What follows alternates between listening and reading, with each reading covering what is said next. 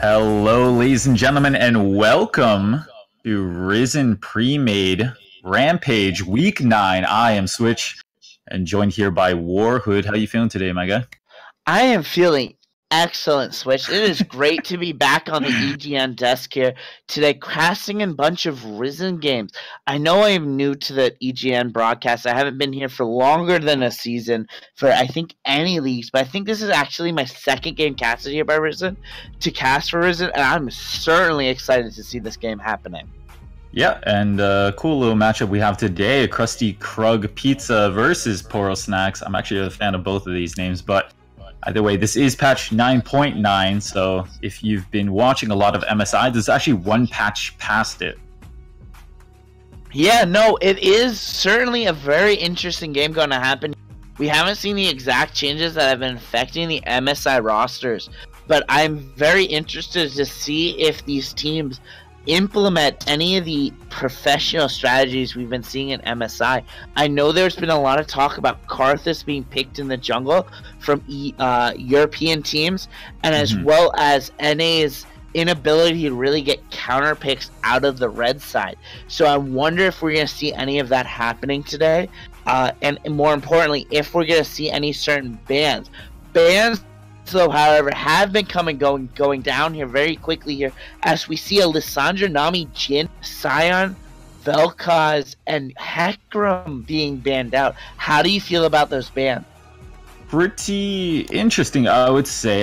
Lissandra, she did get a bit of a numbers buff, I believe, to her W coming into patch 9.9, but I actually didn't expect to be banned. I mean, she hasn't been played much at all. I believe like 11 or 19% pick rate. Either way, it's quite low if we're looking at the context of MSI, but the numbers buff might help her quite a bit. The Hecarim also has fallen down a couple of tiers. He did get a nerf to his devastating charge damage, so I also did not expect to see that ban coming through, but a lot of this could be just due to in terms of what your opponent is playing the most, what they're the most familiar with, and taking opponents off of comfort has its own merit. Yeah, and speaking of comfort, I am a support player in myself, if you didn't know that, and two of my comfort picks are actually being picked up here in Thresh and Morgana, two very linear playing champs, but incredibly strong champs being picked up here for Poro Snacks and Krusty Krug's Pizza. And then on top of that, you have the Hyper Carry and Jinx being picked here. I love that bot lane in Morgana and Jinx because of the fact that Morgana can deal so much damage in the laning phase with her puddle, with her Q, that it really makes up for the lack of damage that Jinx can deal. Yeah, 100% agree with you. I mean, Jinx, she brings a lot of that late game scaling. She has good pushing in the laning phase, but doesn't exactly have that engaging CC, but that's where Morgana comes in, right? And towards that late game, you can look forward to the Black Shield to assist her as well. And you can see, just as a very quick response, Thresh comes out on the blue side, and red side instantly, Morgana picked up. It is a counter pick that we have seen time and time again because you can negate the Thresh hook. So there's something to look forward to later on in the game. Yeah, and then more importantly as well, we get the opportunity to see the Ahri picked up and the Urgot. I'm very surprised at the pizza side of the game picking both their solo laners at once, really sort of setting themselves up here to get counterpicked, which is something we've seen a lot of. Basically, the NA teams and MSI, as you were talking about, really not doing a great job at picking up their champions in terms of their counterpick abilities coming through. Definitely. And I mean, we'll have to see what comes next. I mean, so it looks like Syndra was picked up as a response here, and that is going to round out the first pick phase. And Syndra, we have been seeing her come and rise up a little more popular because picks like Zoe and like other dominant mid laners, they were nerfed a couple of patches ago. So Syndra, perfectly fine response. Both of the mid laners here have their win conditions. Ahri, if lands a charm, that's fine. Syndra, she has a lot of follow-up damage, so if, for example, she gets a high priority jungler to come in early and help her snowball the lane, it can definitely work well with that. Yeah, and then speaking of that, the instant ability of the Syndra, really they take an opportunity. Both teams take away in that second rotation the junglers, the Amumu, the Rammus, the Lee Sin, and the Skarner, all taken away here. And now we get to see, honestly, the J4 and the Kindred being picked up here. Really focusing, I'm actually interested in watching these team comps develop. The J4 and the Syndra and stuff like that has instant engage and instant deletion power, but the Kindred really takes that away there.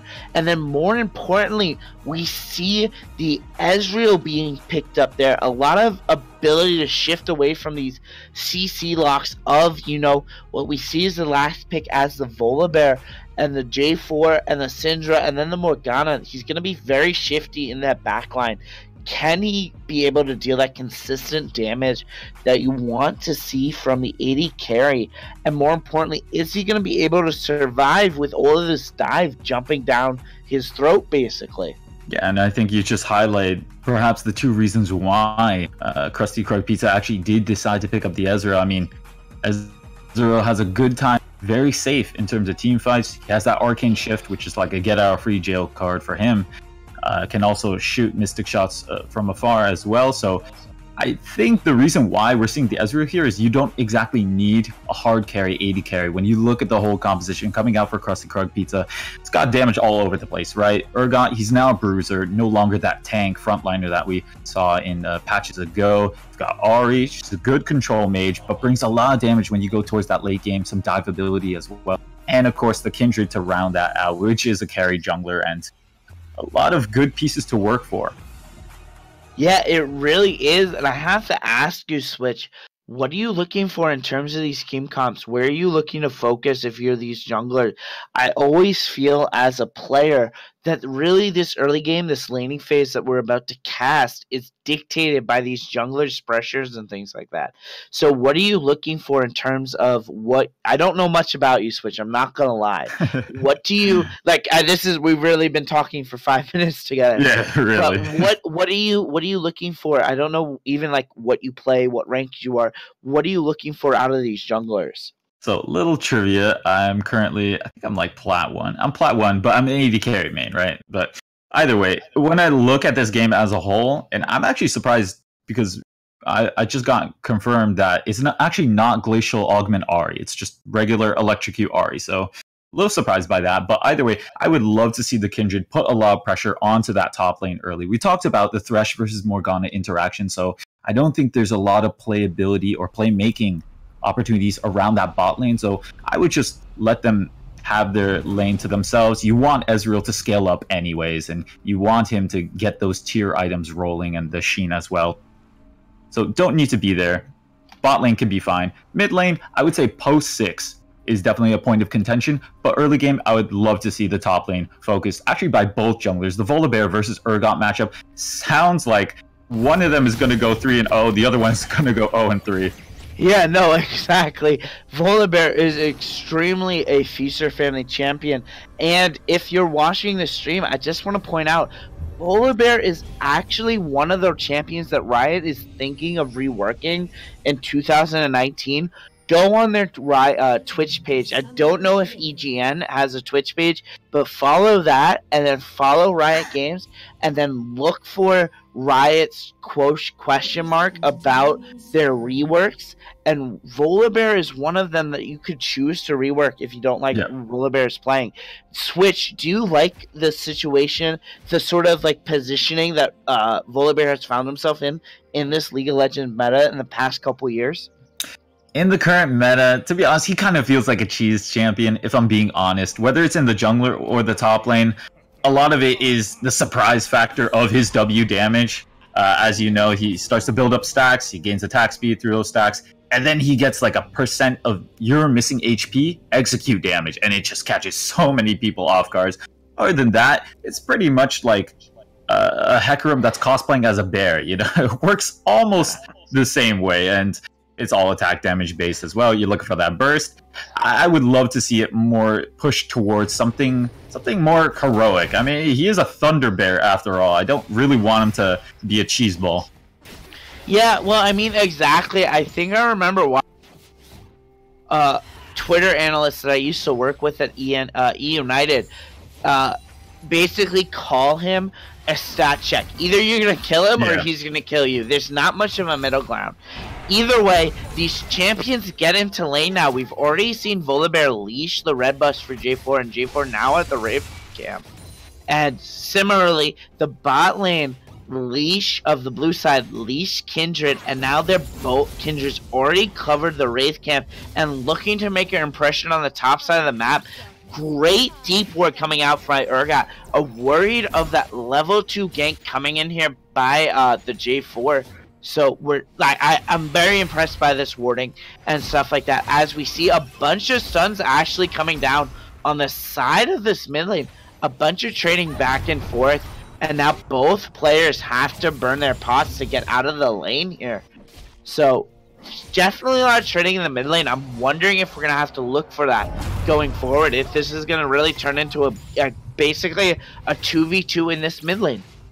I would definitely say so, especially if they keep trading like they have already. I mean, both of them not running corrupting potions. It looks like they're going to be running through their last potions just about now, but either way, if they do get low enough, I could definitely see a solid gank from either side coming in here. But other than that, you can see the top lanes trading a bit as well. Is the corrupting potion on Urgot, and actually a lot of damage going down. Yeah, a lot of damage going down onto this bot lane, and Urgot just gets away with 3/4 of his HP before backing off here. And now, more importantly, this really gives the priority over to the red side for this Skull in the top camp here, as Kindred tries to slowly trade. Queen might be caught out here. Yeah, Queen looking to slowly get a cut out if the Kindred understands that this is where the Kindred is. As now in the bot lane. Wow. Yeah, they had not much follow-up in that from that hook though. A little bit of that Lake Black Shield here now as well. Volibear gets the opportunity to retreat to his lane, and now both junglers back here. So we can take a moment to breathe, I think. I don't think a lot of kill pressure is on this map right now.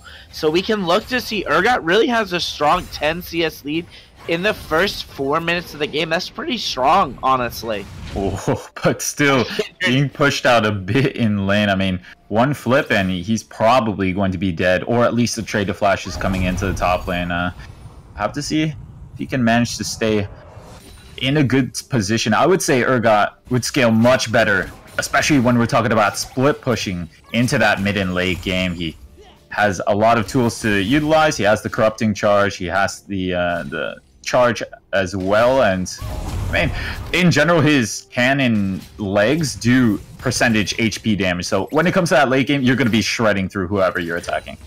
Yeah, well, I mean, it's a lot when I remember, again, I'm always going to go back to the analysts that when I talk about champions and specifically like that. Volibear always has been in the position, either it's going to be super broken in the split push, depending on what what the ability of the Grievous Wounds is, right? So Urgot is a champion that can build a Grievous Wounds to really neutralize that passive from Volibear.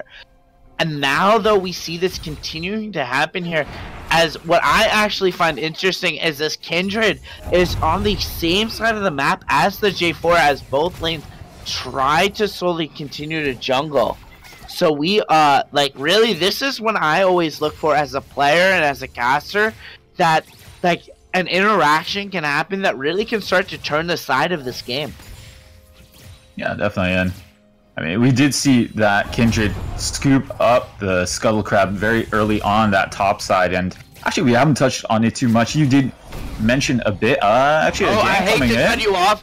Gank coming in here as J4 flashes and flags and drags, and really gets nothing for his flashes, so that's super worrying. But on the top side of the map, it looks like finally the Urgot is looking to engage on the Volibear and decides to back away here, as now both ultimates, like you said, become available to them. So this is going to be a super dangerous spot here. Can the Urgot get to Volibear's minus 24% here? As he flashes in here, looks for the change, but just misses the flash and the knockup. to really engage and try to hit that ultimate and really cancel it. That's actually something we haven't talked about. That ultimate from Urgot doesn't matter if you are able to hit that ultimate on the Volibear. Even if he has the health regen, it's still going to execute that Volibear. Right, it's just all about getting on top of the Volibear, and unfortunately, a flash blown for nothing. If we're talking about conflicts in the top lane, he did miss that disdain, and it's not going to feel good. That might just prep you up for a gank coming in. Oh, a little damage coming down here. And here comes a little bit of trade. He actually, Volibear Queen does a great job flipping him into the turret. Conflict's taking a turret shot, but really just gets the backup, pops his shield and backs up, and now looks to burn his back, and now I'm going to have to assume teleports back to lane with a phage. Yep. Is the phage picked up? Nice hook lands. Yeah, nice hook lands. A little bit of a late dark shield here, but it doesn't seem to matter because that says enough. Triforce is starting to lose health low by low. Had the Ignite burned on, just moves the zap. They just get out of the way here, and Triforce just lives very close to being a first blood in the bot lane by a little bit of I don't want to say a misplay by the Thresh, but a great little play on the 2v2 from the bot lane of the Jinx and Morgana. And it's so hard to make stuff work if you are Triforce here in the bot lane. I mean, here comes a little bit more. Yeah, the black shield comes in here. Now Kindred's here. It doesn't matter if they have a black shield. Nice. The flash and the teleport spurt. There's the first play going over to the side of Ezreal now. As now it doesn't look like they're going to get more, but it doesn't matter. They got the flash. They got the heal onto the side of the red side bot lane. So that is going to be an incredibly powerful thing here, because the one weakness I've always felt as a support player as Morgana is she's immobile. Can they continue to capitalize on this and sort of work? Because we've seen this Morgana be a little bit late on those black shields, but it doesn't seem to matter here now, because there comes the ults come out for both the junglers here. Now it looks like Industrial misses the ult here, and now in turns it gets caught up by the Syndra Q. There is the return kill now, and more importantly, here comes the backside. But it doesn't seem to matter because on the top side there's action as well. The flip goes down for both of the players here, as now the Urgot starts to run here from the Urgot, from the Volibear. Can he get away? He certainly looks like he does here.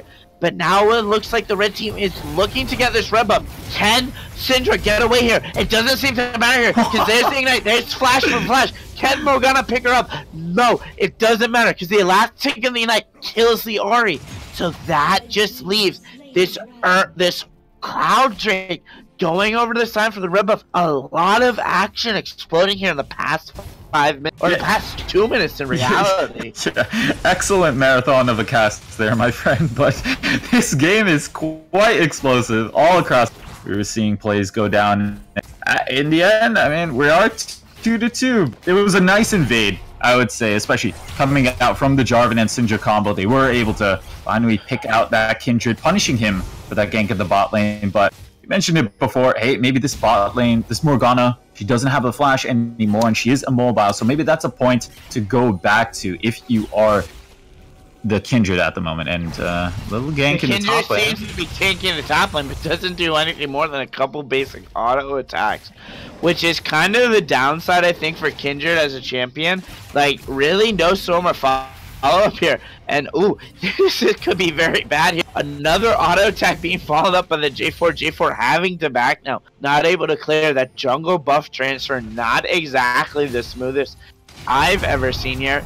But it doesn't seem to matter, as he gets the back, has the assist to begin the game, completes his Juggernaut switch. I am by no far a high elo player. I haven't seen a lot of J4s in my games though, going and running that warrior. In competitive, do you think that Juggernaut is the right pickup? You know, it's actually a bit of a debate recently, because J4 actually did receive a nerf, so his Golden Aegis shield no longer has a lot of HP scaling with the actual shield amount. I still would prefer to see the tank version of Jarvan, if I would say, especially when you have no kills going for you. Like, go ahead and go tank, go engage for your team, and let them do most of the work. Like, if you want to go carry Jarvan, either play in solo queue or get ahead in a competitive game.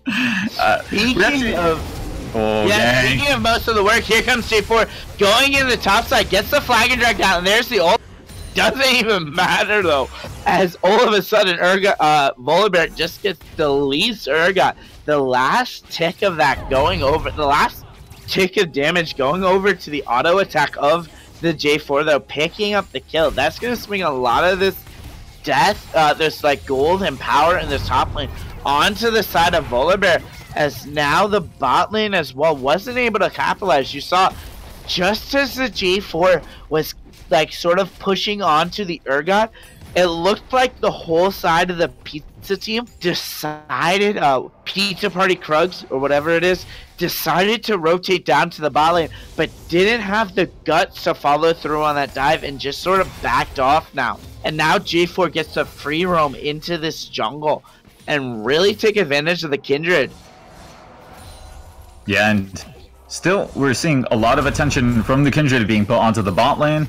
And in terms of the Jarvan, still a lot in terms of the top lane. So I would say it's pseudo vertical jungling happening a little here. We'll have to see if they conflict.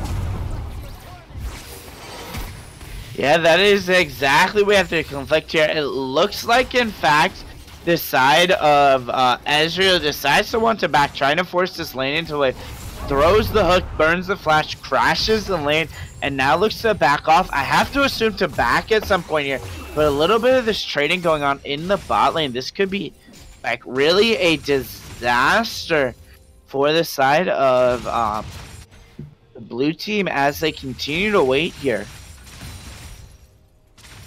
Yeah, and just another blue handoff going on to the mid lanes, and still not as much action as I expected, to be honest. We still have a lot of ultimates on the table. We're now seeing Ahri. She has the Spirit's Rush available. Is she going to be able to make a gank work? I've been seeing a lot this game, actually, a lot of ganks telegraphed, and here's a forcing. Yeah, here comes the forcing, and the flash drag goes down. Ahri is completely catched out. Got the Ignite on Morgana, but it doesn't seem to matter. In the top side, however, the Kindred is there to meet the Volibear engaging here. The flash comes out, but that is what I was talking about. The Urgot ult stopping the health regen there by completing the kill, a 1-for-1 trade across the map now. But in terms of advantage, it looks like the double AD comp of the top lane really getting to play in terms of those platings you were talking about, Switch. Yeah, looks like it.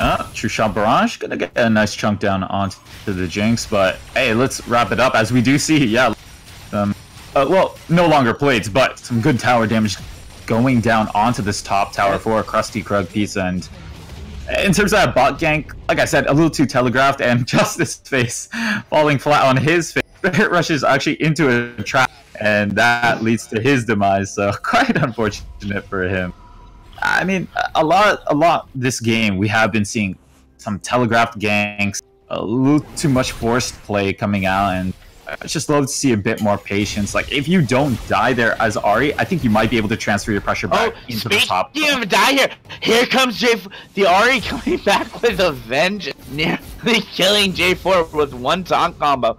That's going to be the total kill. But I have to always ask, Swish, as a highly elo player, is that exactly worth it? You telegraph that gank. You force the J4 bot, and in response, Kindred goes top lane, and they take the turn. So overall, the global gold advantage goes over to the side of Krusty, Krug's Pizza. So I have to say that's a global win in terms of large macro plays across the map. Yeah, I would definitely say so too, because you're getting the gold onto your Urgot. Hopefully he's going to transfer that into the split push as the game goes later. Also, you get a little priority onto this top tower if you manage to shove it, onto this Rift Herald if you manage to shove it out. But here comes the approach. Yeah, here comes the approach. There's the knock-up now, and now it looks like the Kindred is completely caught out here. Pops the ult, but it doesn't seem to matter. Actually, I think this would be a minor win. There's a bunch of summoners here, as now Ahri tries to run away. Yeah, that was just this whole fight. I think a little bit unnecessary from the side of Poro Snaccs. Yeah, that was just greedy play coming out of Krusty Krug Pizza. They started the Rift Herald. It was only 2 members. You saw the man advantage come in for Poro Snacks, and they capitalized on it. End up getting a kill, as well as the Rift Herald that Krusty Krug Pizza were looking at in the end. No worse for wear, only losing a bit of bot tower damage.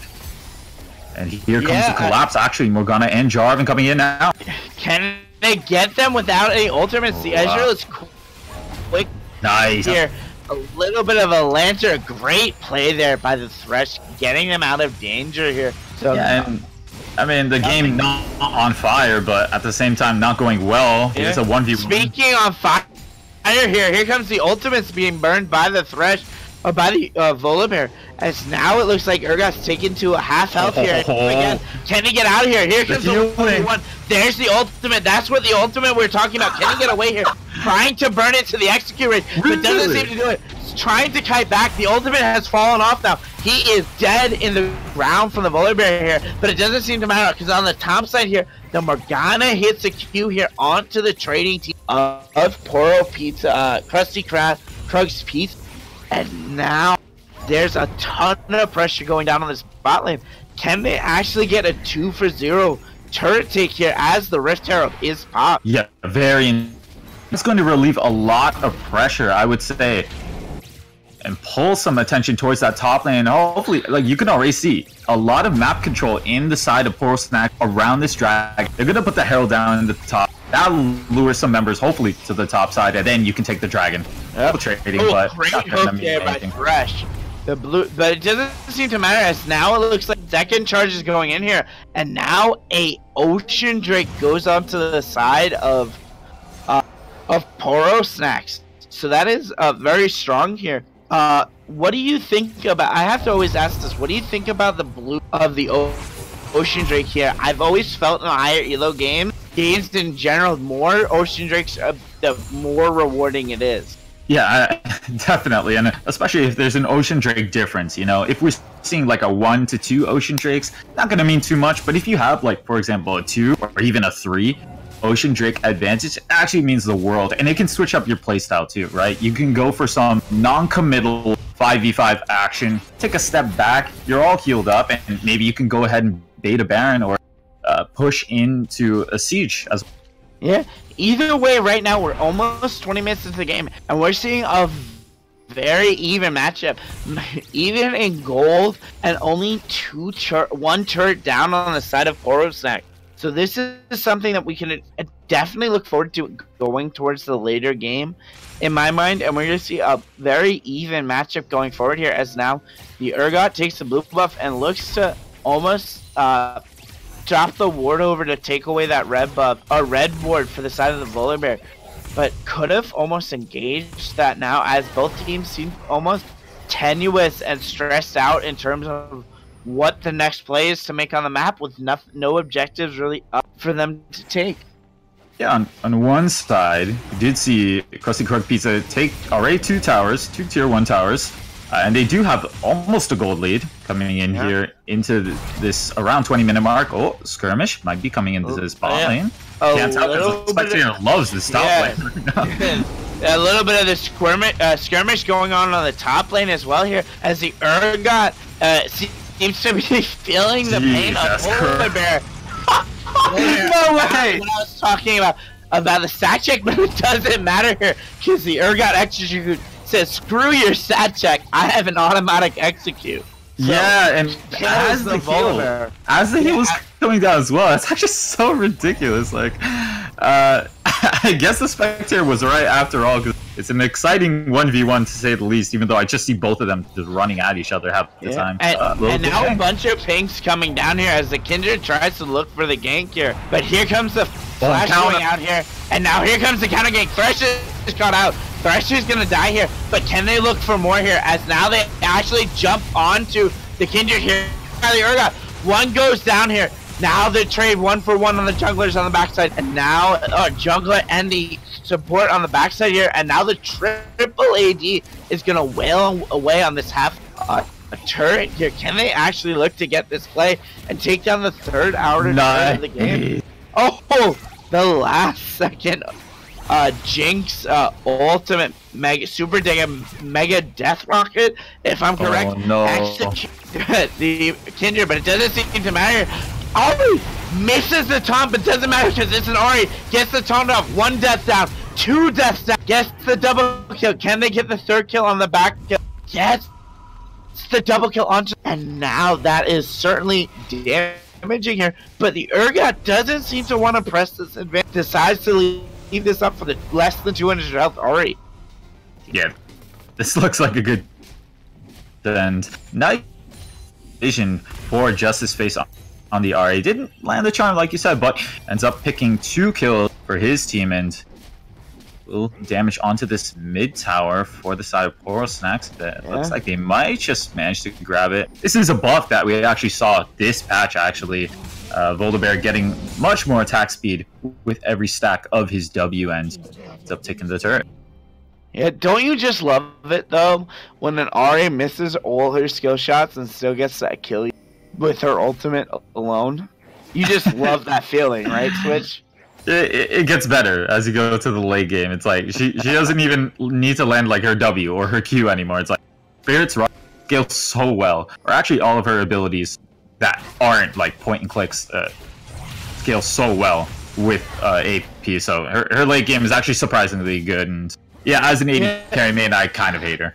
Yeah. Speaking of late games, though, you have to absolutely love how this Jinx is set up here. 3-1, 23 minutes into this game here. The IE already completed and almost the Hurricane completed as well. This is going to be an incredibly strong streak. Jinx, and my god, if she ever gets excited in a straight-on 5v5 team fight, this could be an absolute night for the side of Krusty Krug's Pizza to deal with. Definitely, and I think it's going to be up to the top side of the map. We're looking at Sinja, Jarvan, and the Volibear to hold their cooldowns, to make sure that the right tools are available for when the Jinx starts to... Or, I'm sorry. I'm sorry. Urgot, Kindred, and Ari. I don't know what I'm saying. You know, the Poro Snack side. But anyway, holding cooldowns, very important. When you're trying to deal with a Jinx mid-team fight, you need to have the right tools to deal with them. And looks like just Air Drake is going to go straight over to the side of Poro Snacks. A little contest coming in here. Nice. Carry the week. Yeah, well, the priority drink is taken over here as now a great hook by the Volibear, but there is no healing done, so I don't think you want to try to lasso that bear. And I actually switched. I think I understand why you said the side of Poro Snacks, because you are exactly right in terms of those cooldowns, because if they burn those cooldowns improperly, that Kindred's ultimate is just going to absolutely ruin their team fight. And then they're not going to have any team fight for this Ari to absolutely annihilate them. They have a ton, the Krusty Krug's Pizza have a ton of AoE damage that they can deal. So if this Kindred gets off a great ultimate that really prevents 4 or 5 of their deaths to dying, teammates from dying here, they can really do this. And now a little bit of that fancy footwork is shown off by this Volibear, the king of bears, showing off his dancing shoes as he gets out of that sticky situation.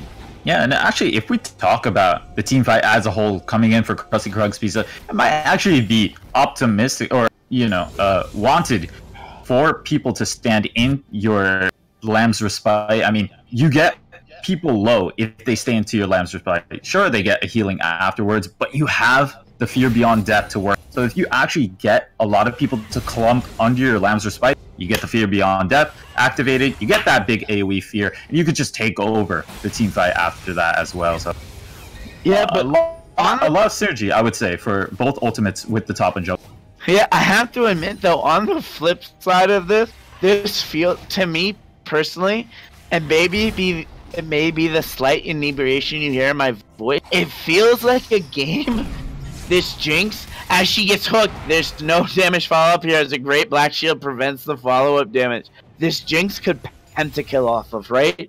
The Jinx pentakills gets like everyone down low with the rocket, and then the Lamb's Respite comes out, and then when the Lamb's Respite drops, the Jinx just cleans up and pentakills. At least that's how I feel this year. But here comes the engage. The Flag and Drag comes in, actually cancels the damage here. But here comes the Lamb's Respite I was just talking about. One death almost happens right here on the J4. J4 just gets out here. But now it looks like Queen Canada Panda is in the backline here, about to fall. Falls, in fact. Now here comes the J4. Here comes the re-engage here, as now the Urgot looks to get a kill. Great binding to stop the Dark Binding by the Morgana to follow this kill up, and now it looks like Krusty Krug's Panda has the world as their oyster. Do they turn to this Baron? They have it if they want it. 30 seconds on the timer. Instead, they look to take this tier 2 with the triple AD comp. This turret is about to be shredded, as we just saw here. Do they try to take the inhibitor turret, though? That is the question here. Comfortably got an edge in that team fight, took 2 kills for it, as well as a mid tower. So I think if you are Krusty Krug Pizza, you take that win, take it right to the bank with you, buy a couple items, and hopefully push that lead even further. We're now looking at around a 3k gold lead for the side of Krusty Krug, and it's off of some very eager play coming out from the top side of Poro Snacks. I mean, you saw Queen Panda teleport in, could have walked back, decided to walk forward, did not really get much of any damage down, and popped in the end. I mean, you're facing Ahri, Ezreal, Kindred as well, so they're just going to auto attack you from a distance, or damage you from a distance, and burn you down in the end. It was an over optimistic gank, initiation rather, as well, coming in from the Cam on the Jarvan, and I think you got to pick these fights better if you are Poro Snack.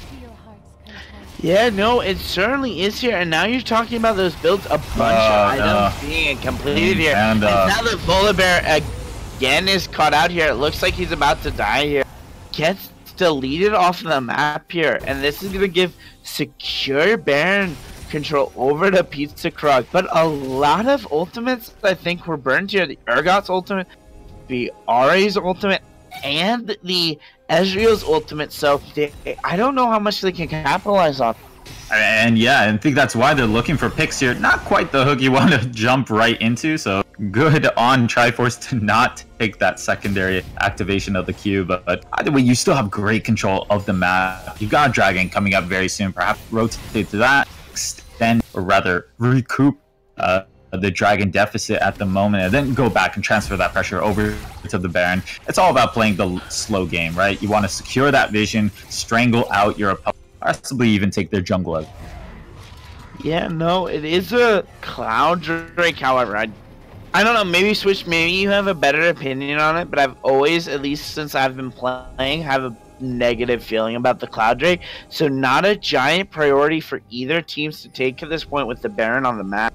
Yeah, I think really people are starting to look at, okay, what's the timing of the Dragons? Because if we talk about Cloud in that late game, actually you really appreciate the ability to roam. And late game team fights, a lot of it is dictated by inches. So if you're able to get that movement speed in team fights, and perhaps you're able to get extra auto attacks, that actually means a lot if we're talking about hard carries in the late game. So I think towards the later the game goes, I think Cloud Drakes are more appreciated. On the flip side though, Ocean Drakes, for example, if you take it out 50 minutes, no one bats an eye, no one cares. Oh no. Oh no. Another top laner. Conflicts just trying to get out, but that's a lot of damage coming down. Yeah, can he get away here? Now the great chase begins here. Burns the Righteous Glory here. Actually also burns his stopwatch. Definitely cut out here. But here comes the Lance Respite to try to get his team to run. Actually gets the double kill. Morgana doesn't stay in here. Can he get the double? There is the health regain by the Triumph Rock here, as now the Urgot Flagger Drax to get away here. But Krusty Krug's Pizza absolutely wiping the team off the map, turning a bad situation into a great situation that I really don't know they can capitalize on. But Poro Snacks really missed an opportunity there, I think. He did, and it was all off the back of conflicts. Calculated bait by him. He ended up living a lot longer than I expected, and I would say a small misplay by Bidamana for not staying in that Lance Respite. Actually really sketchy to me, but either way, there's going to be a positive trade, again going in favor of the side of Krug here, Krug Pizza, and this game isn't quite moving anywhere at the moment. We're just seeing skirmishes, but no real results coming. Yeah, no, I was gonna say that was definitely a sketchy there. In my eyes, it looked like he was in the Lamb's Respite to live there, but apparently had just stepped out of there. Super unfortunate, and but now, like, One of the points we've actually forgot to really mention here going forward was this 3-1 Jinx really has not gotten the kills in terms of this mid game, but has already completed 3 items. Yeah, finally completing that, and that's going to give her 75% crit. A little poke from Queen Panda. I don't think it's going to be too much. Oh, nice charm land. Nice charm land. It doesn't matter if you nearly die here, the flash for flash here, and now Justice Face is trying to get away here. It actually burns multiple flashes, but now Kindred gets deleted by the Syndra. The flash goes down, the ignite goes down onto the Kindred, I think, and now the Urgot misses it here. And in the mid lane, as now J4 tries to run away with the Syndra here, as now it looks like Pizza Krug Party, who has been in control of this whole game, is really starting to stall out this game. So great job by Poro Snacks. Pizza Krugs cannot make a play at this point, which in my mind has to be absolutely awful because there is a Jinx on the other side. That's right, you don't want this game to go later and later. On one side though, I would love to see Krug Pizza play around their split push more. I think if you finally put that Urgot into a side lane, I would think that you could start to win eventually against this Volibear here and hopefully push your advantage through there. It's really tough to say, but we have seen it sometimes sway in the way of conflicts just due to the fact that when you have Fear Beyond Death available, it can execute the Volibear through his passive healing. Yeah, I mean, that's the one thing I would kind of comment. Again, I'm not the color commentator. I'll ask you this mention this comment. In terms of the idea of split pushing and what these teams want to do with a Volibear and an Urgot, this Urgot really hasn't built in terms of I want to split push, right? We don't see an Avarice Blade like we see with the Ezreal on the side of the Urgot. Instead, we see him go for the Righteous Glory. We see him go for the sustainability of the GA. We see him go with the Armor Shred of the Black Cleaver. Do you like this build switch? I could see a bit of logic in it, especially after seeing the Righteous Glory plus the Guardian Angel as well. I think it's a very telling sign that, hey, I guess I'm the main initiator, because you look at the team, there's no one else really, unless Thresh gets a random hook, but that doesn't tend to happen as we go towards this later stages of the game, right? You have those frontliners in the front, they're going to catch the Jarvan, he's going to fly and drag out. If it's a Volibear, sure, might stay in place a little bit longer. He's going to walk out, no worse for wear, and I think it is Urgot just realizing, I guess I'm the main initiator. Either way, Baron here started for the side of Krusty Krug Pizza. And it's pinged out. Yet. More importantly, it is pinged out, though they know this team fight is about to happen here. As now the T-point comes out here. Here comes the teleport going out here. As Morgana gets taken down here. As now the Urgot hits the fadeaway skill shot to kill the Jinx. That is the hypercar. Now it looks like Volibear is about to fall as well. And this is what Pizza Krug Party wanted to look for, because now this is a very clear Baron. And more importantly, there is no contesting this unless this J4 hits a crazy smite steal that I've been seeing in recent games. Can they smite this out from underneath them here?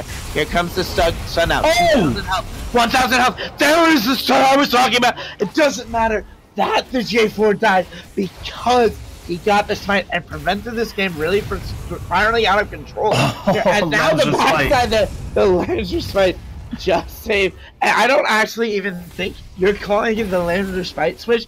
I don't even think it was the Lancer smite that saved the Kindred.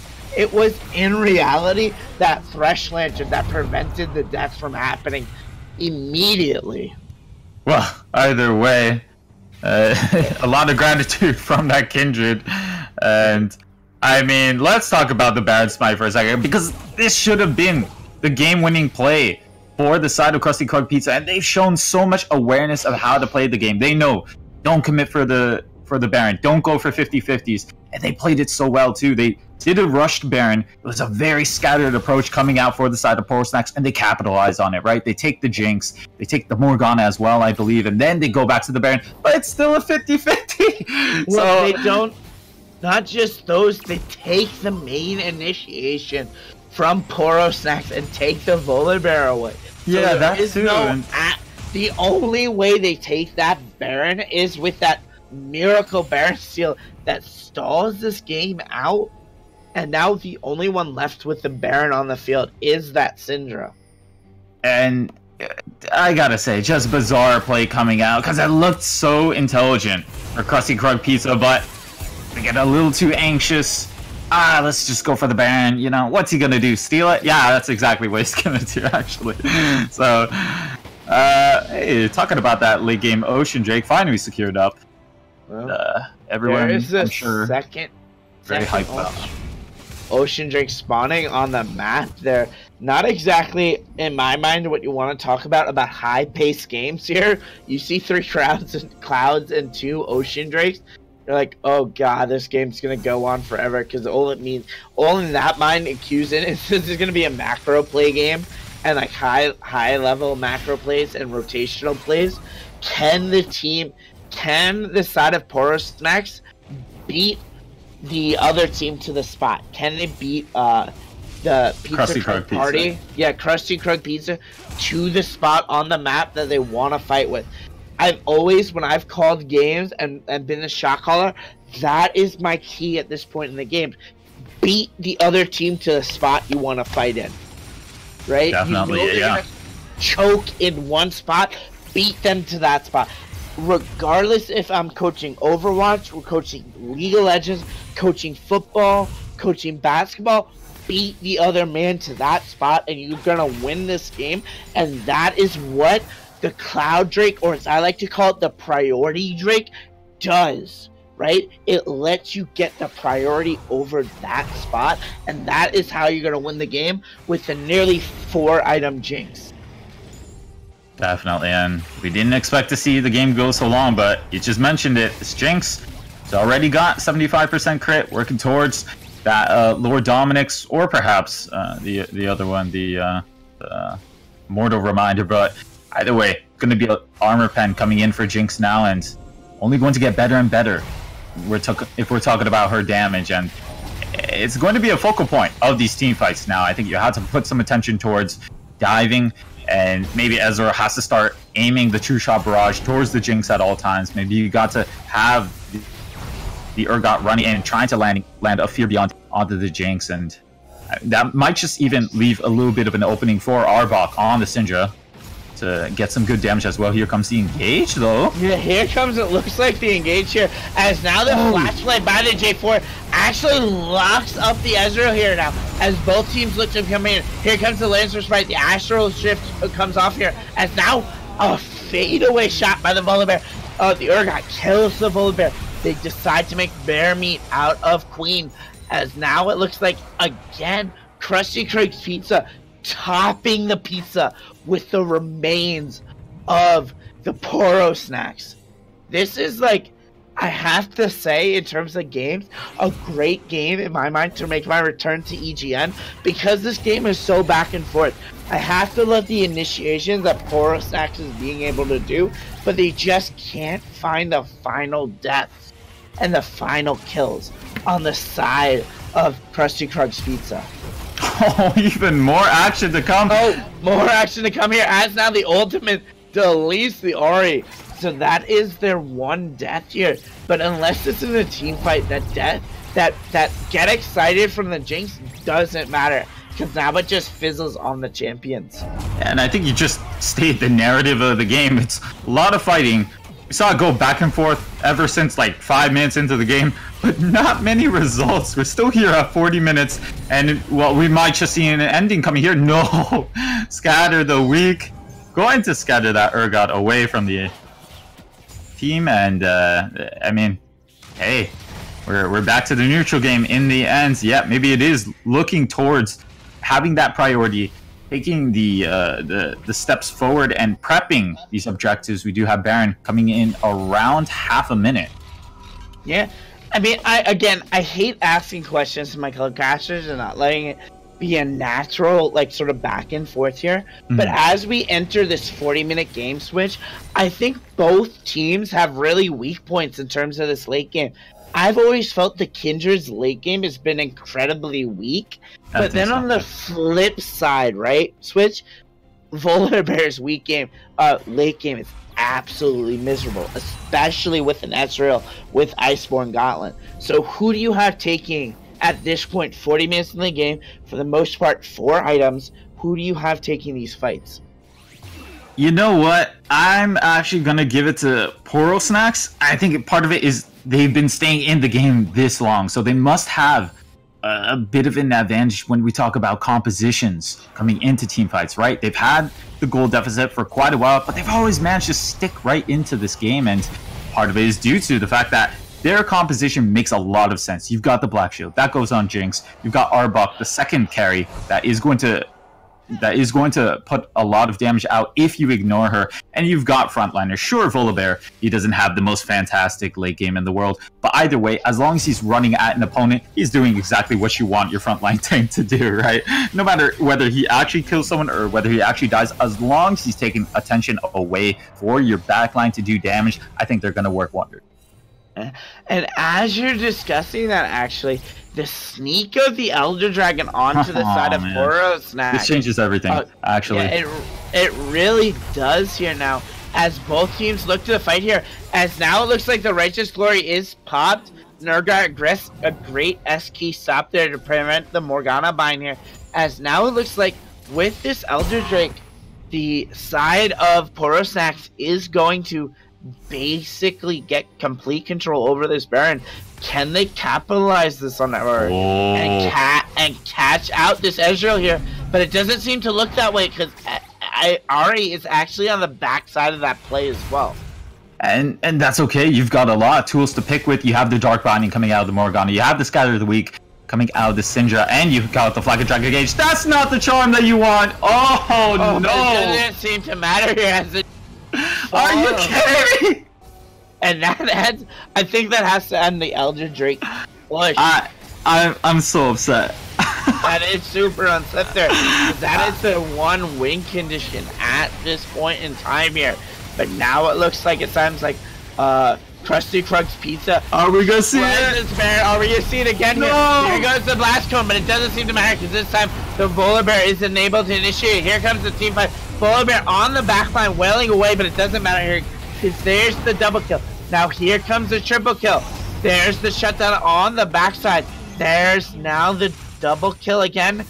And there is the ace going on to the side of Krusty Krug's Pizza. And with a turret getting crushed by minion waves. Could we see the end of the game with 40-second respawn timers? I think this might just be it. Warhood, we took a detour after that first Baron, but we're back where we started. You know, the Baron rightfully should have gone over to the side of Krusty Krug Pizza. They're looking to put the final touches into the game, and here we go. It's the final moments. Is Jinx going to be able to wave clear or take down any members of the side of Krusty Krug Pizza? Last tower already down. It's just the open Nexus. There's the open Nexus here as the team start to respawn. 3 seconds on the J4, but it doesn't matter as Krusty Krug's Pizza takes game 1 of this best of 3 in the Risen League Week 9 matchup between Krusty Krugs and Poro Snacks here with the double C, so that you know what that means, right, Switch? They are double thick, but Krusty Krugs was just able to eat through that thickness and absolutely shred Poro Snacks. That's a deep metaphor you get there, Warhood, but either way, I mean, when one team falters, like we saw with Poro Snacks, we do have to give merit to the other side, right? Justice Face on the Ahri. Nice pick that basically sealed the game for the side of Krusty Krug Pizza. They took out the Jinx, and you looked at that last team fight. That's what they were missing the entire time. If we're talking about Poro Snacks team fight, they just did not have that late game carry damage. It was all on the back of Arbok on the Syndra and just could not DPS enough damage. You saw the Volibear taking a lot of attention. The rest of the team was just not in position, and the attention that he soaked up, it didn't matter. Because in the end, you didn't have the damage to follow up on it, and you unfortunately take the loss because of that. This is a best of 3, though, so it's not over yet. It certainly is not over yet, but I think we have to point this out, right? We were talking, at least I brought up the fact that the Jinx at one point was 3-1, ends the game 4-5. So between the time I brought it up, which was roughly 20 minutes in the game, to the point that the game ended at 45 minutes into the game, he went 1-4 for the rest of the game. Never found the opportunity to get excited, and that reflects in the get excited nature of the damage graph we can check out really quickly here. Jinx actually not leading the way in the damage, nearly losing to the Volibear with 17.5k damage dealt, and Volibear nearly doing 17k damage here. The Ezreal, though, the more consistent damage, dealing 35k damage in the game, really dragged his team along to victory, even if it was the Ahri's pick of the Jinx that ended the game. Yeah, and that is exactly how we described the Ezreal coming into the Champ Select, right? When we saw it scooped up, okay, it's going to be dealing damage consistently. It's not going to get caught out. You know who is going to get caught out, though? It's unfortunately Akasha on the Jinx, and that final moment, it was a pick from Ahri, but it was also a misposition coming out of Akasha, and you're right. We didn't see the best performance coming out of Akasha. Started 3-1, like you said, ended the game 4-5, and just could not put the game on his or her back. So quite unfortunate. And we'll have to look at better play coming out in terms of the neutral game and in terms of that neutral group, but also the positioning of your backline carries when we come into these next games. Yeah, that is certainly the case there. It was a great back and forth game, and I'm certainly excited to see the outcome of this next game and maybe possibly even the third game. But we will be right back here. I am John Warhood. With me today is Switch as my color commentator, and we will be right back.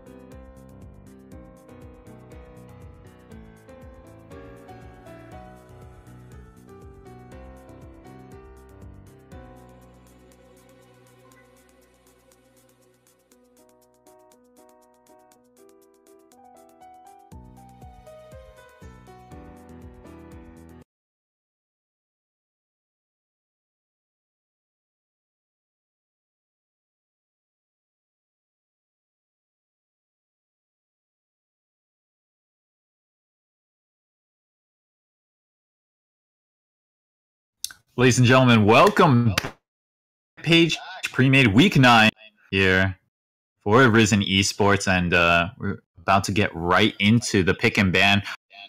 I am Switch, joined here by Warhood, and Warhood, we saw last game. It was going blow for blow, not in the good way though, but we finally reached the conclusion we thought we'd reach at minute 25. Turns out it was minute 40, and it was indeed Krusty Krug Pizza winning it over Poro Snacks. Yes, exactly what we thought would happen here. But I have to really say, I hope these teams decide to sort of focus and narrow their minds in terms of what they want to do, whether it be engage comps or split push comps and things like that. Because it looks like Krusty Krugs, though, to their benefits, wants to take away a couple of their strong picks. The Morgana and Jinx immediately being picked up here.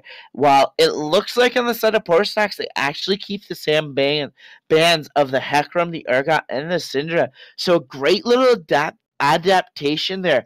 I have to wonder if they're going to be able to sort of use that sort of adaptation and show that they can figure out what really made that game go into the super late game in my mind, and push that forward and sort of, you know, make a snack out of these Poro Snacks. Yeah. Excuse me. I would say some well-warranted respect coming out of Krusty Krug Pizza, taking away that Jinx, taking away that Morgana. It was such a thorn in the side of the Thresh because we saw the play coming out of the Thresh, landing hooks, but it didn't quite matter because of that Black Shield. And all right, here's already a new pick coming out here. It is going to be the Nami, still the Enchanter for Poro Snacks. Just not going to be that Black Shield available for them. Yeah, no, I think that is a very interesting adaptation in terms of the second pick ban. You see Krusty Krugs, in fact, like they take 2 new bans, so that means their first 2 bans are open, and one of those first 2 bans is the Nami that now the Thresh is going to have to play into. I'm not going to lie, I don't play a lot of either champions, but my gut says that the Nami, because the Thresh has to be like stationary to throw out his hooks, is slightly stronger in lane. However, we see a completely new pickup on the side of Krusty Krug's Pizza, and that is the Malphite. It makes me incredibly happy because this Malphite sort of shows, in my mind, a focus on team fight. And in my mind, if we use like the idea of this like sort of tournaments level, that if they can hit engages properly, their Krusty Krug Pizza is going to win this team fight. 100%. I think it is Krusty Krug Pizza reading the game correctly, and I mean, we saw it in game one. They were doing some intelligent decision making. Sure, it didn't hold up all the time. They didn't have the most consistent shot calling, but either way, it made a lot of sense. And we're seeing it here in the pick and ban as well. They're taking the Malphite, and we saw such a lack of engage, especially coming out from, I believe, Poro Snacks last game. I mean, they had the Volibear that was just running into team fights, expecting, I guess I'm initiating right now. You know, I'm sure that's what he was yelling as he was barreling down on the enemy AD carry. But now, some very decisive engage coming out of the Malphite. Response, Volibear, and again, picked up for Poro Snacks as well as the Caitlyn. Yeah, no, like that is a great lane presence. The Caitlyn now in lane is super deadly in terms of what damage can be dealt here. Right. But we like outside of that lane, I kind of question again as we see these first 3 picks for Poro Snacks, what their like idea for a team comp is. They don't have a solid initiation, so I hope to see that second phase initiation really happen here. And now we see these bans going away here. Poro Snacks hasn't actually changed a ban yet, even though they lost, so they must feel confident with those pick bans. Well, but Krusty Krug. So the Urgot was played last game, but I guess it's banned this game. Yeah, you are correct. I'm sorry about that. You are correct.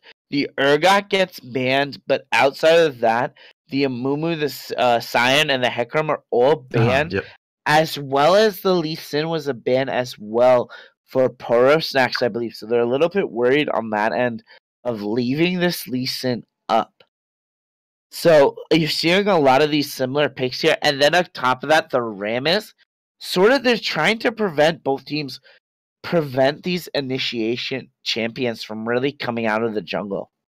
Yeah, it definitely looks like it. And it looks like Poro Snacks is trying to deny the follow-up engage for the side of Krusty Krug Pizza. And I mean, I wouldn't mind it too much if they just picked a high priority early jungler. Hey, Arvin does both, actually. High priority in the early game can snag you up some great ganks, but also towards that late game, we saw it last game, but some great engage potential can lock in 80 carries and start fights for your team. So either way, I would say Krusty Krug Pizza not really phased by these bans coming out from Poro Snacks. They pick up a priority pick.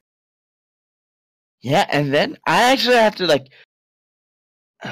So I'm not sure, like, I know one thing I would say was not be toxic, but in my mind, if I'm in the game and I see that Kindred being picked up here, it's a question mark, because you're kind of almost running that same comp that Poro Snacks ran the last time, which really, like, you saw it in that lane, it just didn't work that last game. I'm not going to say it doesn't work, but they have no real form of initiation here, especially now with the Pantheon locked in. They have great follow-up, don't get me wrong, Switch, but like the actual initiation really is lacking from the side of Poro Snacks. Yeah, I would have to agree with you for the most part. I don't think I saw the most fantastic Kindred play coming out last game, but nevertheless, it is going to be scooped up. Once again, it might be from the other side, actually, because, it looks like Krusty Krug had it game 1 and Poro Snacks had it game 2. So Poro Snacks having their hand at the Kindred this time. And we have been seeing Kindred crop up sometimes. The problem that I have personally with the pick is I think it's very sink or swim, right? You either get the stacks, you get the scuttles, or you don't, and you're like a cannon minion, right? That being said, though, there are some great lanes to play around. So it looks like it's going to be Pantheon mid, Volibear top. Yeah, it's got confirmed right now. And these are some very powerful lanes to play around, right? And they have crucial CC that can help a Kindred make her gank success. The flip coming out of the Volibear, and you've got the stun coming out of the Pantheon. That can work wonders for you. They also come with great laning phases as well. Like you said, the Volibear, a stat check. The Pantheon, actually just as much of a stat check, if not more of a stat check. He just pokes you out with those Q spears, and you're down to you're getting willed down in HP. If you don't have sustain, if you don't have an all-in, you're eventually going to lose that lane. Yeah, I mean, again, like you said, this team of Poro Snacks actually has almost 3 stat checks in my mind, because in reality, Kindred's ult's Limb Respite is a stat check, right? Can you get their champions down low enough to basically not swing the fight with the Limb's Respite? So that's 3 champions. That's a stat check. So can this team really prevent, this true damage coming, like, not true damage, but prevent these executions coming through that's going to make the Kindred's ultimate worthless on top of the Volibear and Pantheon? And you do have some great picks going for you if you are Krusty Krug's Pizza. We've got a solid bot lane in the side of the Sivir Thresh. We saw a Thresh already picked up, and now Triforce finally not going to be deterred by the Black Shield. And we saw him landing hooks left and right. Just didn't matter last game because there was a Morgana in that context. But now, with no Morgana, actually with a more abusable support in the form of Nami, she has no, get out jail free card. She has no hard escapes as well. So once that flash is on cooldown and she gets hooked, she's actually just cooked. Like, she's sushi after that. You also have some great pushing for Sivir. So one of the other things that I don't expect EGN to know and the EGN fans to know is that I was a private chef in my esports life. Here we go. You don't cook sushi, Switch. It's served raw. Those were 2 separate points. One is she's cooked. The other one is she's sushi. But I don't blame. You know what? Fair play, right? Yeah. I don't know. I guess she's a fillet. Yeah, she's a fillet here of, I guess, mer woman. Either way, we rift here, as now we see the 5 points hopefully coming. I didn't get a moment to comment on this, but we did see the best 5 points from either side of the game here. Coaches watching, if they have coaching to really maybe get either an invade off or a deep ward off. That's one of the benefits of playing these, like, 3 point, these best of 3s here, right, is these sort of additions coming through here. And as we see, one of these additions is just man-moding it into that hook, but gets pinged out by the Nami. Yeah, well, if you are the coach of one of these teams, I hope you have your belt out after this best of 3, because we talked about a game 1, blow for blow, not in the classiest way, I would say. We saw a lot of fighting, but no results, and I think that comes down to, sure, they're fighting, they're taking fight. Do they have purpose behind them, though? Or are they just fighting for the sake of fighting? It's hard to say, and fighting's fun. That's the whole point of League of Legends, right? You do want to take the W, and it all comes down to clean play. Yeah, well, I mean, at least in that regard, if we're speaking about overall team comps with me, Switch, I think the side of Krusty Krug made that adjustment, right? With the Malphite pickup there and the Vel'Koz. They serve both the purposes in the game, as well as an extra engage that's like basically a press R comp that basically gets them killed if they stack up. Yeah, and that's why we complimented Krusty Krug Pizza so much this pick and ban phase. Finally, a composition that can get work done, right? You talk about going towards these neutral objectives like the Dragon, like you have that go button, you have that trigger. If we're talking about sieges or late game team fights, even 5v5, you also have the engage to work around it. I think just eliminating the lack of engage just makes games much more intelligent. It makes them go much more smoothly, right? You pick the engages that you want, you don't take the engages that you don't want. Yeah, either way, we see both teams like start off the standard ways that we expect teams to with the red buff starts here. As now is the horizontal jungling here. I don't know, I'm my screen kind of broken, but there was a gank in the mid lane here. There was. But not much of a follow-up actually happening here. Switch, I didn't get to see that fight. Maybe you can explain it to me if you saw it. That's okay. You don't want to see that. Okay. It's just more of a cameo appearance from Taco Man Cam on the Kindred. So one of those lost Travolta moments where he winds up in a line. Hey, where am I anyways? And just waddles on back to his own jungle, but not too much happening at the moment. As expected, though, we are seeing the Pan get some good chunks onto the Vel'Koz. Again, I know the questions aren't like to be asked. I'm color commentation and get flagging, but that just means Airbach has to burn his flash. A great little counter there to stop the flag indirect is that stuff. So a great little preemptive sort of like counter to that flag and drag to knock him up.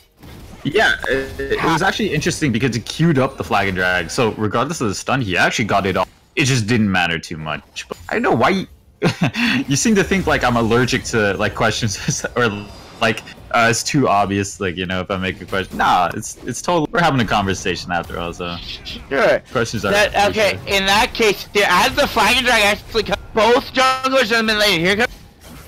Actually gets burned. Justice has to burn his flash to get away here. I was gonna say and ask you, what do you think of this as the roam comes by? What do you think of this Pantheon versus Vel'Koz matchup? I'm not gonna lie, it seems incredibly one-sided for the Vel'Koz.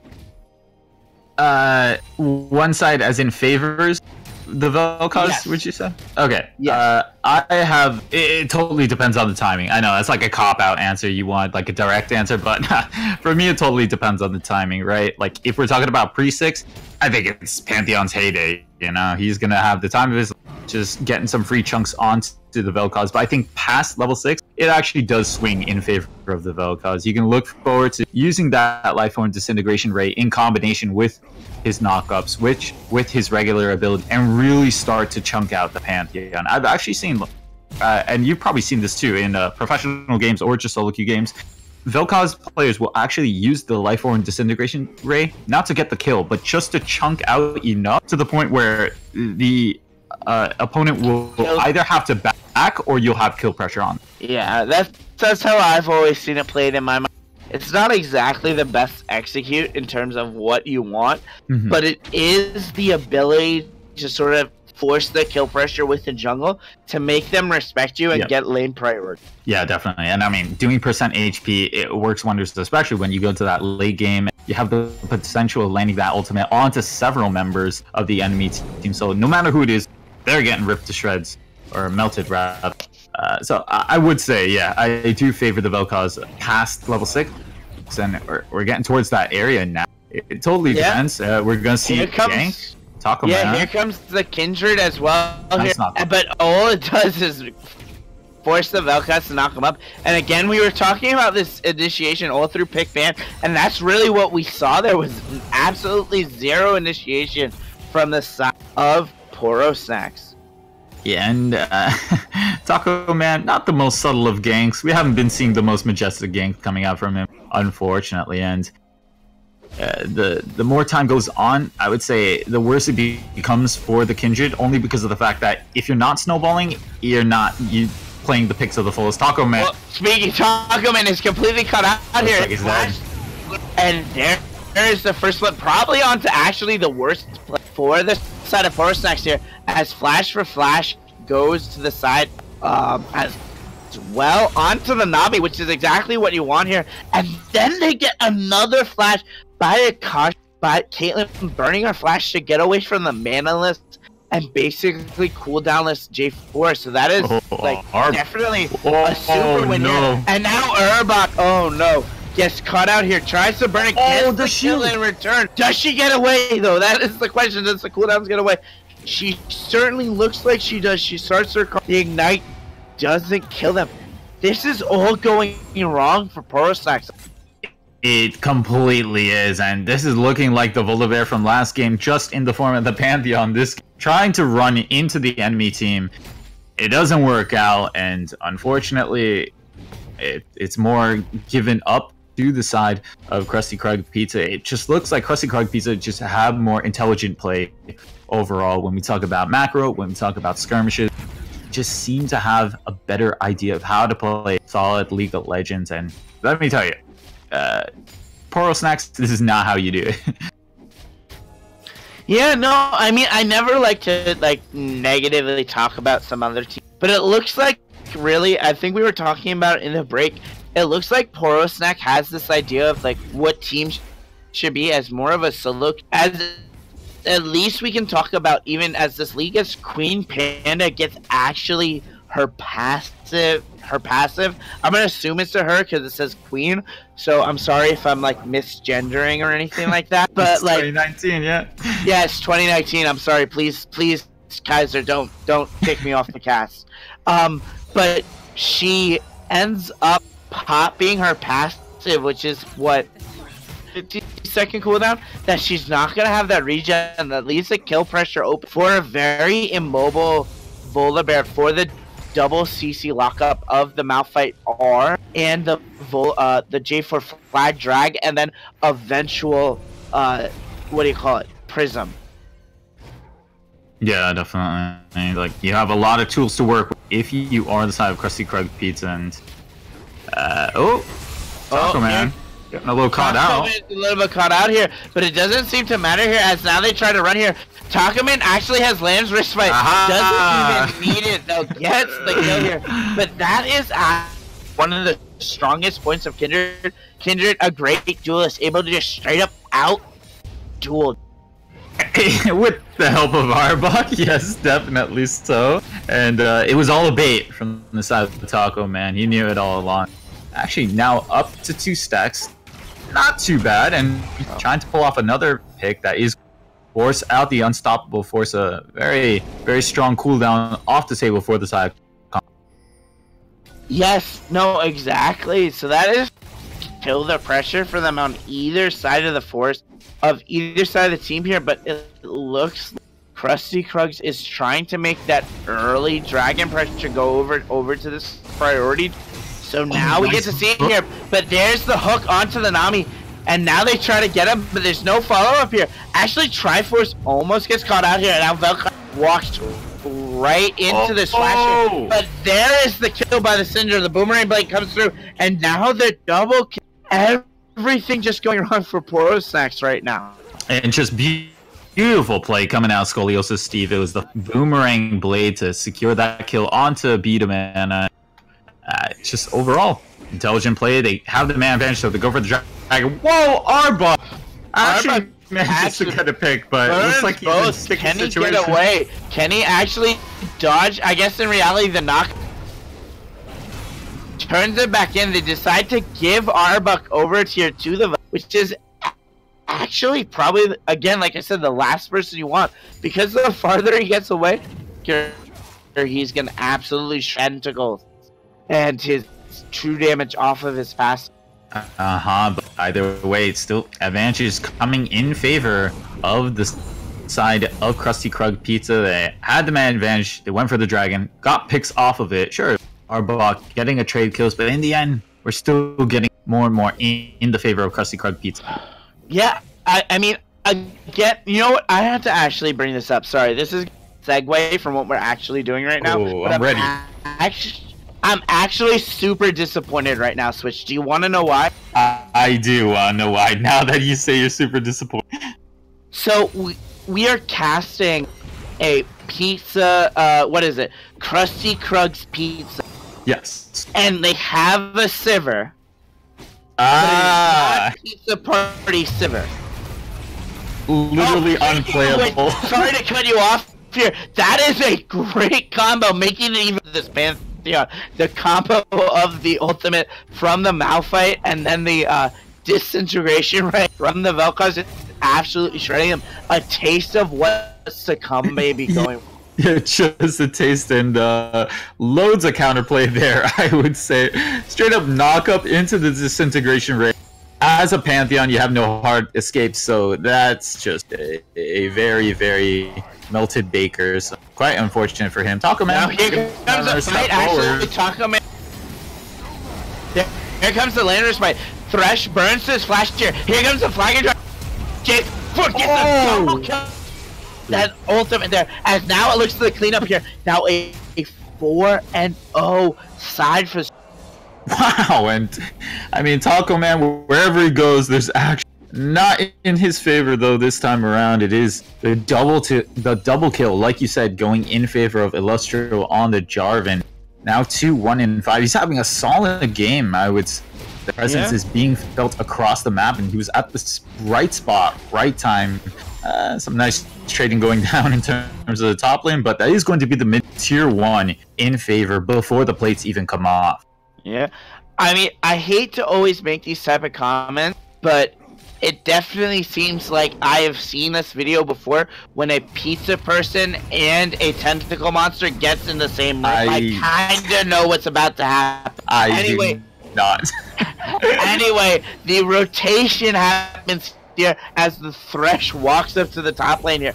Now Queen Panda is caught out specifically with a huge minion wave here with the Vel'Koz absolutely deleting and Justice Face is now onto the on a Rampage here. The Tentacle doing absolute work here, and this is not a good sight if you want to talk about Poro Snacks here, because even if like Taco Man Cam decides to get in the face of the Vel'Koz at this point, it doesn't even matter. All he has to do is burn the flag and walk out. Yeah, and we saw it. Arbok fashionably late to the party. Party was already over. Everyone was already on the floor or at home already, so nothing to be had there in that top lane. And this game just goes more and more in the favor of the side Pizza Krug, Krusty Krug Pizza. There we go. It's been a tough one this entire series, I swear. Very unique names, but either way, as this lead goes further and further, wherever the Vel'Koz goes, you already saw in the top lane, he can just melt through whoever's trying to defend the siege. And as long as you have the man advantage, you're not going to get dove. So a huge flaw of Vel'Koz is that lack of mobility, but doesn't really matter when you have the man advantage. Rift Herald started now for the side of Krusty Krug Pizza, and it looks like they're going to take it pretty. Yeah, well, another point of this that you're talking about in terms of this not having the ability of a normal champion, we actually see him take the Zhonya's first. I'm not sure with such a strong lead at this point, 4-0, that is the right build switch. Do you like it? I don't mind it, just because I think now with the addition of Zhonya's, before I say that, Taco Man, Taco Man's not out. Yikes. Someone's putting pickles in that taco because he found himself in the pickle right there. Another kill, Scoliosis. Steve is able to pick. Yep, and now a second priority Drake going over to Krusty Krug's Pizza here, as this game has been securely in the side of Krusty Krug Pizza here. They're really getting the extra slices of these snacks that they want. I would have to say so, and again, more sieges coming out. You got the combination of the Silver Thresh bot lane as well as the Vel'Koz, and when you've got Conflicts or Illustro on the Jarvan holding the hand of the Vel'Koz, you're more or less safe. And to follow back on that point about the Zhonya's, I actually like it just because of the fact that, okay, who's the target now for Arbok? Because he's gonna man drop. That's the only engage really coming in for the side of Poro. Who is he gonna go on? You go on the Vel'Koz? Okay, cool. Zhonya's. You go on the Sivir? Cool. Spell Shield. And there's no other priority targets to get on top of. Both carries are safe. They're gonna let that engage wash off you like water, and then put the damage back down on with the Lifeform Disintegration wave, with the Boomerang, and the auto attacks coming out from the Sivir.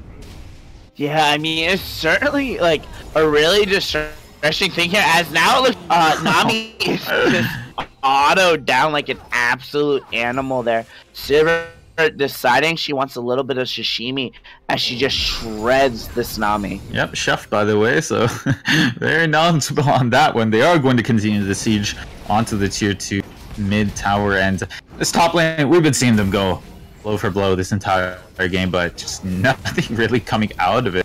And when it comes right down to ganks or extra members heading to that top lane, it goes in favor of Conflicts because he's got that ultimate to work around. He's nice slow as well. So overall, just Krusty Krug Pizza play to their strength. Rift Herald now going to be impacting that mid tower. Nice. Oh, nice Flight formation situation, equally nice lame respite here, and here comes the Syndra doesn't seem that. I was gonna say the Zonius doesn't seem to matter as the stun gets off, but the late zone prevents this Arbok from really getting the kills here now. As all it does is prevent this Rift Arrow from really completing. Yeah, but for the price of Arbok, in the end, more going over to the side of Krusty Krug Pizza. They want to continue the siege. I don't know if that would be the best idea. I don't see why you wouldn't just back now. Looks like they learned their lesson. Sacrificing a couple more seconds, you get to where you're going in the end. Just like game 1, you get to where you're going. Just takes a couple detours. Yeah, no, and there goes the Lantern getting the Sivir out of position. As again, my game locks up here, but it doesn't seem to matter as now J4 gets absolutely shredded by the Kindred. In fact, even burns his flash. Yeah, but it is going to be 4th stack of Kindred now, and I mean that is one of the small silver linings for the side of Poro Snacks. They do have this Kindred that is not absolutely dying everywhere, all over the place. Unfortunately, Taco Man, he is kind of a magnet when it comes to skirmishes and finds himself in a worse position more often than not. But you still have relatively good tools to play around. I would say Arbok, not so much. Like the Mandrop plus stun combo, it's not going to help you when you come into these 5v5s. If you look for skirmishes on targets, like if you ever find, for example, Justice Face or Conflicts alone, punish a split push if it comes to that, and then try and use your mana advantage to take more off of the map. Sure, you don't have the best engage, but engage doesn't really matter when we come to neutral objectives that you're forcing. You're forcing like a dragon or a baron, and they have to come to you. So there's your engage right there. Ooh, yeah. Taco Man just barely not getting hooked there, but either way, initiating on a Queen Panda. Queen Panda in a bad situation. The Queen Panda actually completely cut out here. Here comes the absolute, I'm talking about Panda Express levels of fast food. They are there, as now they actually turn to the Baron.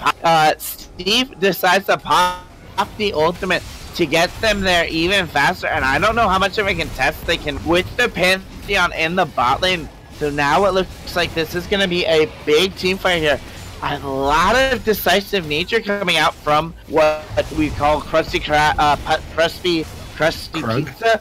Krusty Krug Pizza, thank you so much here. As now both teams try to slowly poke it away here. And in fact, it looks like they're giving it up here.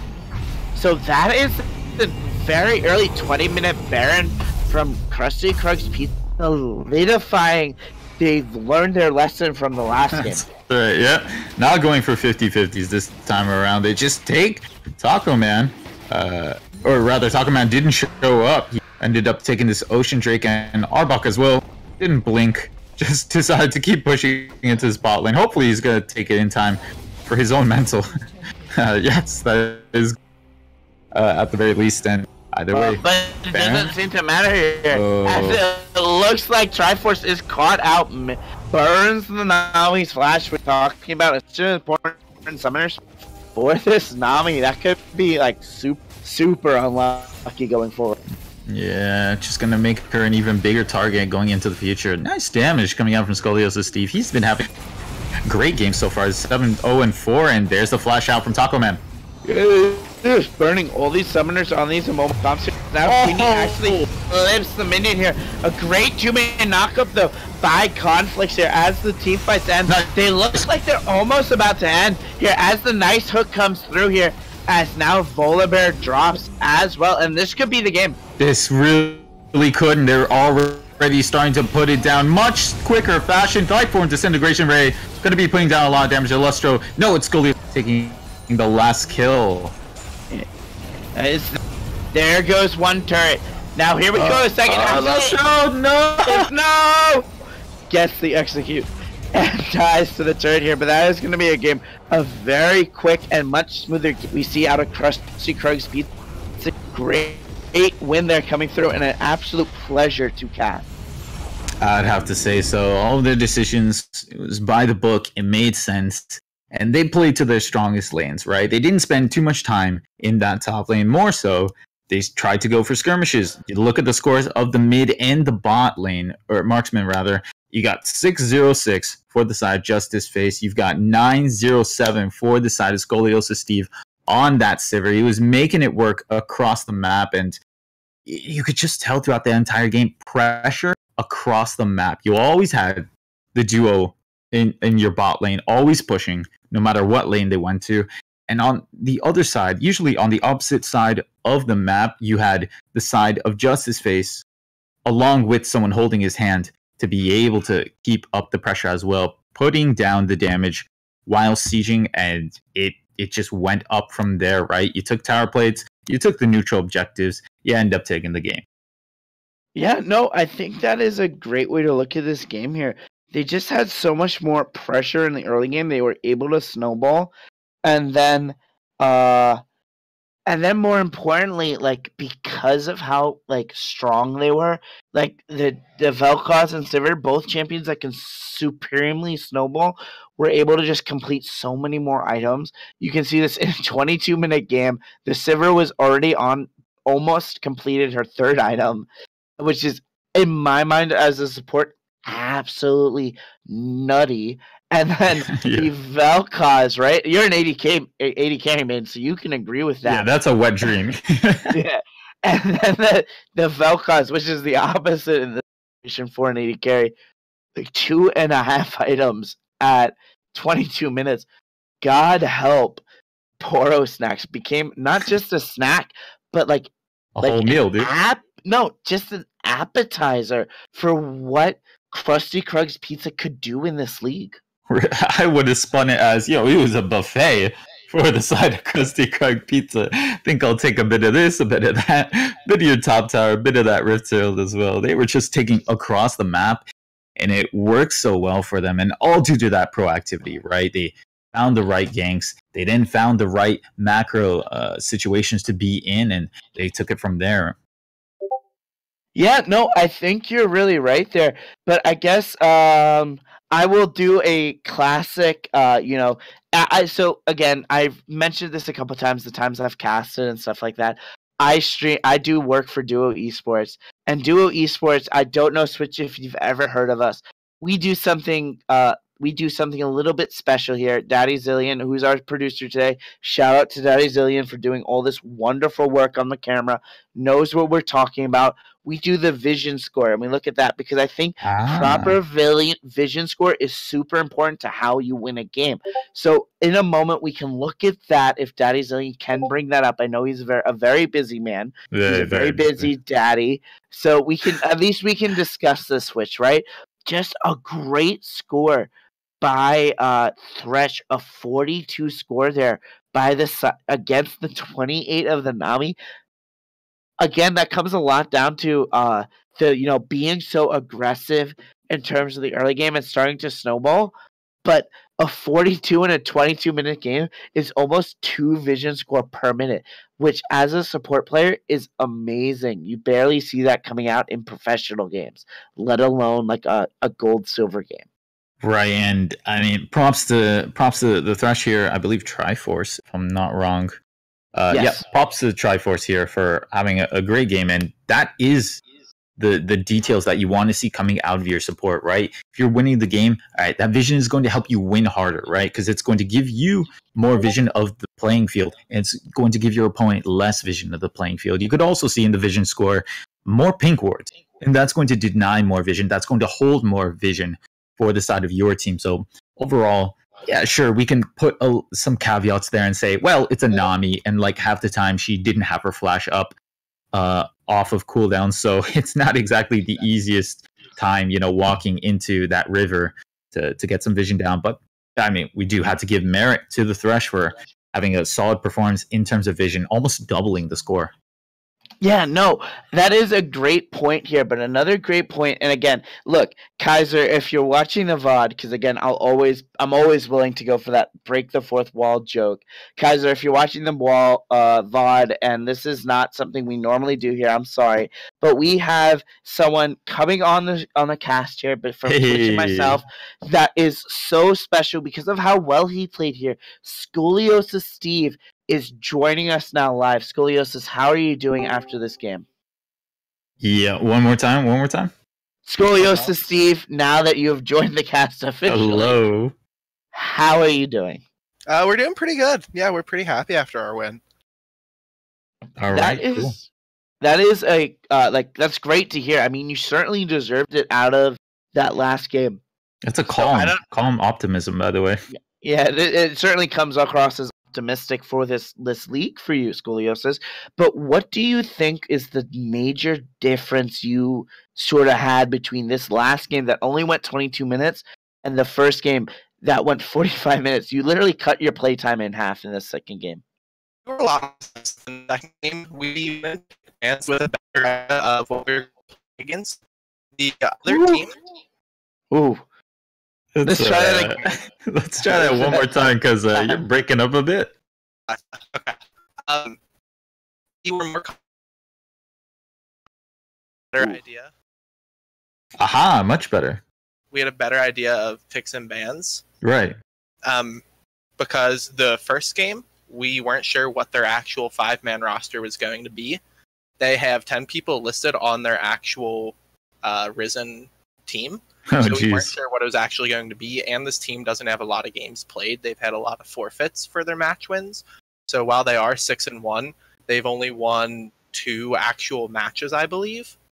So it was interesting because we had to play around that at the start. So we played more comfort picks the first game. So we played a lot slower and more methodical. And then the second game, we decided to play around the mid lane and actually get our Vel'Koz ahead against the Pantheon. Shout out to Reno for winning that matchup handily, and then we were able to just snowball from there. Yeah, I mean, that certainly seemed like a very snowballing game there. Was there ever any point in the 2 games that there was a doubt, like, oh god, this team may actually beat us? When we missed the first Baron, that was a little rough. Our jungler was saying that he didn't want to go for it because it was a 50-50, but we felt that it was fine because they only had 2 people up, and as we saw, it wasn't super detrimental to the game. I believe they got a dragon off of it, but we got an inhib tower top lane that let us push for the win after we took Baron the second time. So that was probably the only time in the first game that we had doubts. In the second game, we were pretty confident from the start once we got a lead that we would be able to transition it into actually winning. All right. Well, definitely, I would say you were in control for most of those 2 games. I would actually like to give you a 2-part question. One, what did you think of the current roster of the team that you were playing against? And then what do you think of your team moving forward into the future? Because we are getting closer and closer to that playoffs, right? Yeah. All right. So the other team, they were very good. I thought that their bot lane was really strong. It was one of the better bot lanes that I've played against recently, whether through scrim or actually matches. We were really scared of that Jinx hyper carry that first game. So shout out to their AD carry. We definitely respect banned that the second game.